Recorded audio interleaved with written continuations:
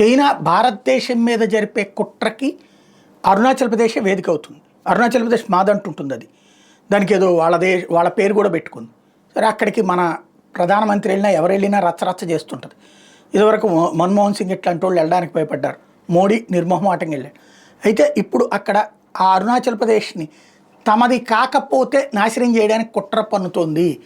ఇదే అరుణాచల్ ప్రదేశ్ ముఖ్యమంత్రి చెప్తున్నటువంటి లెక్క. సియాంగ్, బ్రహ్మపుత్ర 2 నదులు అక్కడ ప్రవహిస్తుంటే ఆ పైన కడుతున్నటువంటి మెగా డ్యామ్ ఏదైతే ఉందో దాని ద్వారా నీళ్ళని స్టోర్ చేస్తే ఈ 2 ప్రాంతాలలో ఒకటి పంటలకు ఇబ్బంది అయిపోతుంది. అంటే వరదలు వస్తే ఏం చేసుకోలేదు, సచ్చినట్టు ఓపెన్ చేయాల్సిందే. అంతకంటే పెద్దది కడితే కనుక వరదల్ని కూడా నివారించి, అంటే వరదల నీళ్ళు ఎంతైతే వస్తుందో అది లెక్కగట్టిన అంతకంటే పెద్దది కడితే అప్పుడు ఇది ఎండుతాయి.